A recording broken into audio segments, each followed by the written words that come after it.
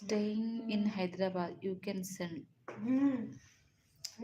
ఇప్పుడు మేము అంటే ఆమె కోసమే మేము రావాలి ఇప్పుడు. ఇప్పుడు లక్కీ థెరపీస్ కోసమే ఇక్కడ అన్ని వదిలేసుకొని మళ్ళీ డబుల్ మాకు కూడా అంత ఖర్చులు అన్నీ ఏ రకాలుగా అయినా కొంచెం ఫ్యూచర్లో ఏమన్నా ముందు కానీ ఇప్పటికైతే ప్రజెంట్ ఒక 1 year వరకైతే ఏం అనుకోవట్లేదు.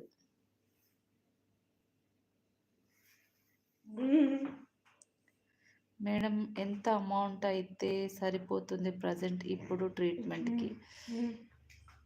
ఇప్పుడు ఎంత అమౌంట్ అని ఏముండదండి థెరపీస్కి. అట్లీస్ట్ ఇప్పుడు ఫిజియోథెరపీ అయినా అట్లీస్ట్ ఇప్పుడు థెరపీ సెంటర్కి కావాలన్నా కనీసం కావాలి 30,000 to 40,000 అయితే కంపల్సరీ కావాలి ఫర్ మంత్లీ. ఇంకా మేము అక్కడికి ఉండాలన్నా మాకు కూడా ఇప్పుడు రెంట్ పర్పస్ అయినా ఒక 10,000 అటు ఇటు అప్రాక్సిమేట్లీ మ్యాక్సిమం. ఇప్పుడు ఆమెను తీసుకెళ్ళడం అట్లీస్ట్ మంత్లీ ఆమె ఫీజు విత్ అన్నీ కలుపుకొని ఒక 50,000 అయితే టార్గెట్ కంపల్సరీ. ఎందుకంటే ఇంతకుముందు ఉన్నప్పుడే తెలుసు ఎంత ఖర్చు అవుతుంది ఏంటిది అని చెప్పేసి. లక్కీ చిన్నగా ఉన్నప్పుడు ఇంకా ధీరజ్ మా బాబు వచ్చేసి బిలో 1 year ఏజ్ ఉన్నాడు ధీరజ్ అప్పుడు. 1 year నుంచి నేను ట్రీట్మెంట్ స్టార్ట్ చేస్తే లక్కీని ధీరజ్ చిన్నగా ఉన్నప్పుడు ధీరజ్ బాబుని మా అమ్మ దగ్గర కొన్ని రోజులు అంటే అమ్మని నేను హైదరాబాద్ పిలుచుకున్నాను.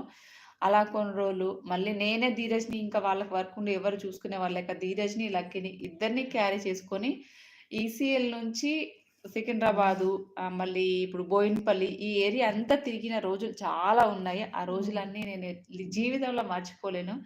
మళ్ళీ అవన్నీ గుర్తు చేసుకుంటే అవన్నీ మళ్ళీ నేను మామూలు మనిషిని కాలేనమాట. చాలా చాలా స్ట్రగుల్. చిన్నగా ఉన్నప్పుడు పిల్లలు ధీరజ్ని అలా ఎత్తుకొని ఈమెను అలా ఎత్తుకొని బస్సులో వెళ్తూ ఉంటే చెప్తున్నాను కదా అవన్నీ ఎమోషనల్ డేస్.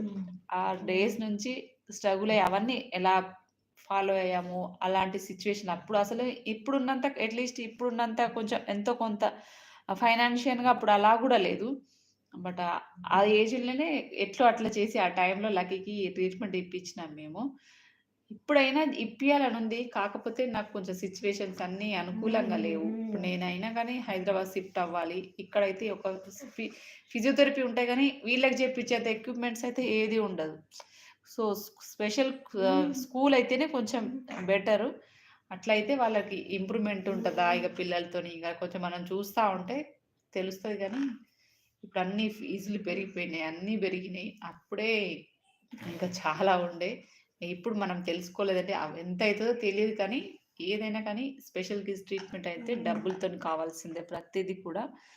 ఇంకా లక్కీకి మేము స్పెషల్ లెగ్స్ కాళ్ళు కొంచెం వంకర పెడుతుందని చెప్పేసి జైపూర్ కాళ్ళు లాగా కాళ్ళు చేపించి అలా ఫుల్ ట్రీట్మెంట్ చేయించాం.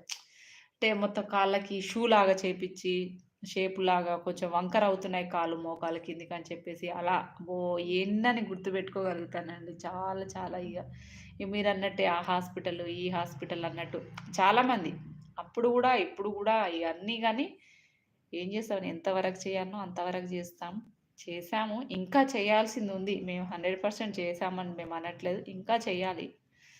కానీ ఏం చేస్తాం, పరిస్థితులు అనుకూలంగా లేవు మెయిన్ అట్లా. ఫీజ్కి 12K ఫర్ మంత్ అండ్ ఏం ready charges 60K for 6 months.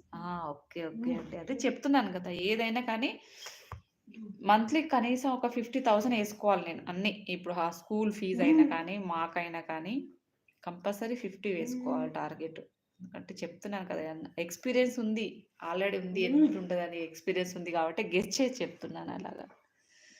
School fee okay అండి. ఓకే సంతు గారు థ్యాంక్ యూ.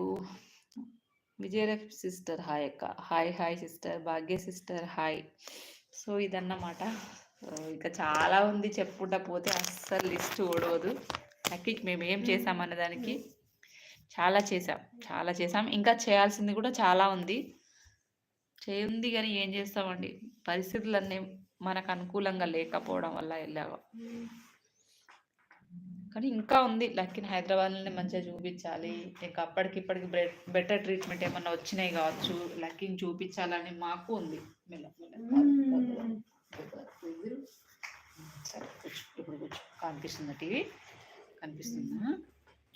చూసుకో.